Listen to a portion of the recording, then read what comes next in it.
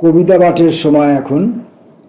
আমরা কবিতা পাঠে ছিলাম, আমরা কবিতা পাঠে আছি এবং আমরা কবিতা পাঠে থাকব। পত্রিকা থেকে কবিতা পাঠ এই পর্বে আজ আমরা ছোট্ট করে কয়েকজন কবির কবিতা পড়ে নেব। প্রথম কবির নাম ধ্রুব দে। কবিতার নাম পাপ। পাপ যদি বলো, পাপ নাও বলা যায় ঢের। পাপ যদি বলো, পাপ নাও বলা যায় ঢের। যেন বেড়া ভেঙে তোমার আমার বাড়ি একাকার। এ পাড়ায় পটকা ফাটার মতো বোমা পড়ে, থরে থরে আধুনিক। ও পাড়ার অট্টালিকার কানেও লাগে তালা।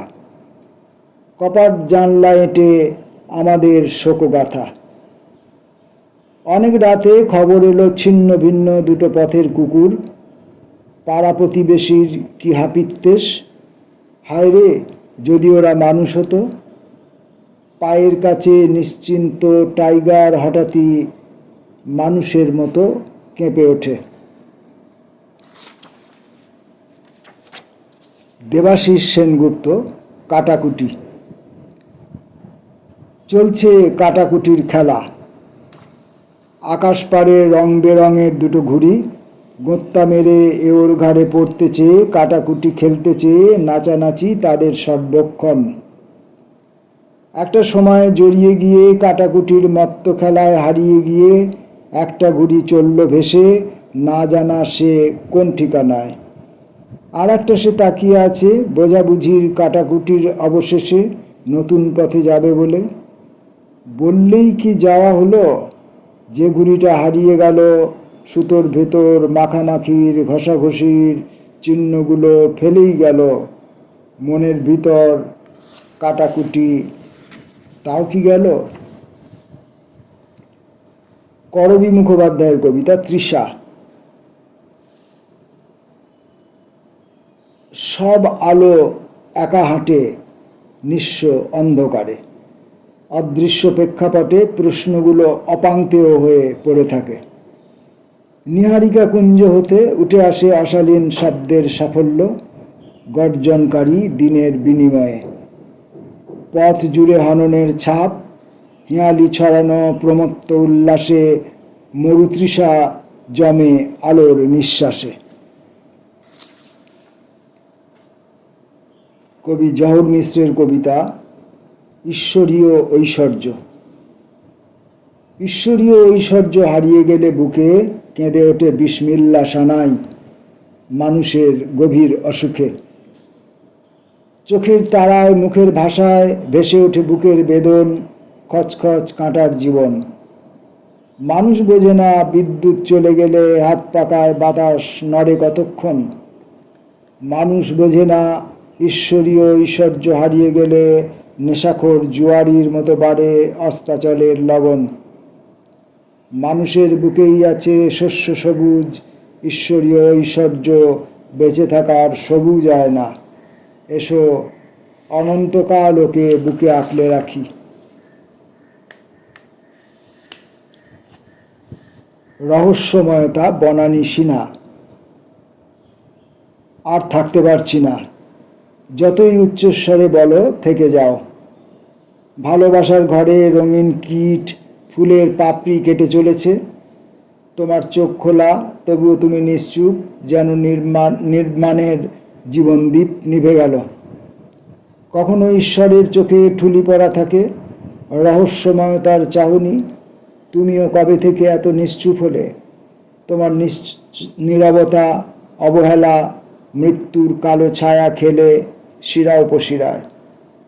তুমিও কবে থেকে এত নিশ্চুপ হলে? তোমার নীরবতা, অবহেলা মৃত্যুর কালো ছায়া খেলে শিরা উপশিরায়। তোমার রহস্যময়তার শিকল কেটে এবার ঠিক বেরিয়ে যাব। আভা সরকার মণ্ডল, ভ্রূণকাল থেকে বৃক্ষকাল।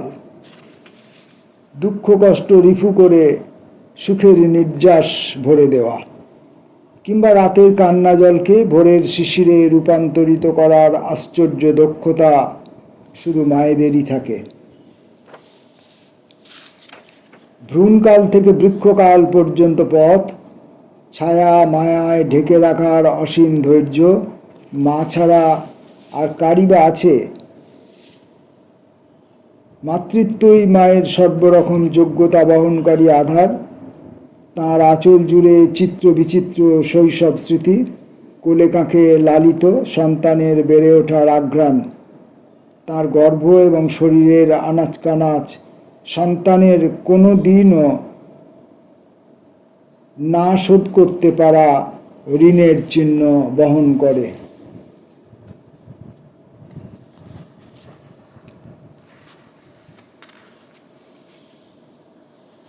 আজকের মতো শেষ কবিতা পড়ব সোমা ঘোষ, ঋষভ থেকে ধৈবত।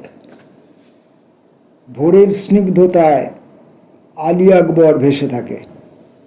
ঋষভ থেকে ধৈবতে যাওয়ার সময় মধ্যমায় আগুল ছুলে জেগে ওঠে উষা, একটু একটু করে উদ্ভাসিত হয় লাবণ্য।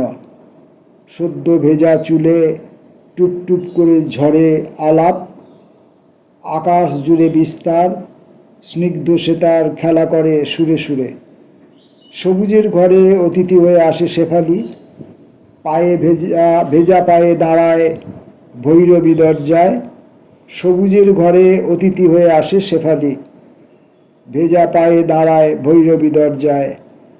আলোর ছটায় শিশিরের গলায় জড়োয়া নেকলেস, প্রস্ফুটিত পাপড়ি মেলে নিজেকে উজাড় করে দেয় নিবেদনের যোগ্য করে।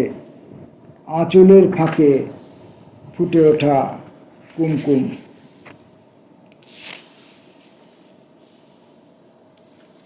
আরেকটি কবিতা পড়ি, এটি শেষ। জন্মান্তর, নীলেশ নন্দী। নিঃশেষিত হবে যখন কোন অপূর্ণতায়, নির্বাক প্রহরে বিরাজ করবে যখন একরাশ শূন্যতা, তখন বিধ্বস্ত বুক নিয়ে এগিয়ে যাব বিস্তৃত প্রান্তরের কিনারে।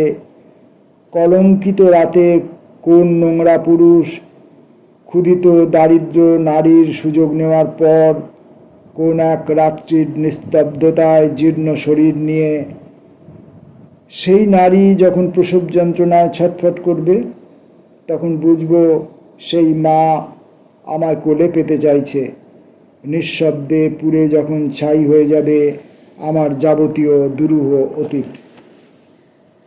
এই যে কবিতা পাঠ পর্ব, এই যে কবিতা পাঠে আমরা প্রখ্যাতদের কবিতা পড়ি, তথাকথিতভাবে আখ্যাতদের কবিতা পড়ি, অতীত কবিদের, অতীত সময়ের যারা আর আমাদের মধ্যে নেই তাদের কবিতা পড়ি, আবার এই সময়ে শব্দ লিখতে আসা কবিদের কবিতাও পড়ি।